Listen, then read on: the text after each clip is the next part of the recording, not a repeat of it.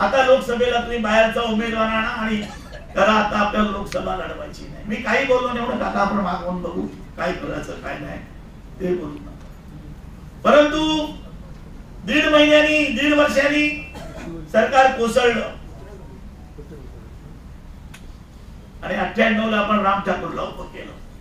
राम ठाकूर कोणालाही माहिती नव्हता,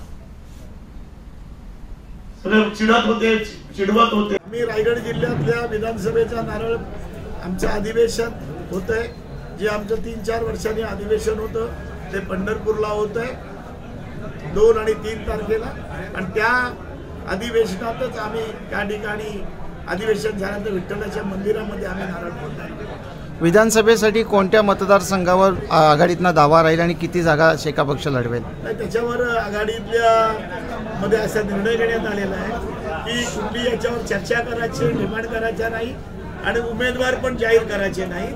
उमेदवार आता आघाडीची पहिली बैठक होईल, ती चर्चा चालू आहे आणि त्याच्यानंतर कोण कोणामध्ये राहणार आहे, कोण कोणामध्ये जाणार आहे, शिवसेनेबरोबर कुठले पक्ष राहतील त्याची चर्चा त्यांची चालू आहे आणि त्यामुळे त्यानंतरच आपला निर्णय या ठिकाणी होईल। उमेदवार होणार आहेत, पण इथला रायगड जिल्ह्यातला प्रत्येक शेतकरी कामगार पक्षाचा कार्यकर्ता हा उमेदवार आहे या भूमिकेतून आजपासून काम करणार अशी त्यांची चर्चा।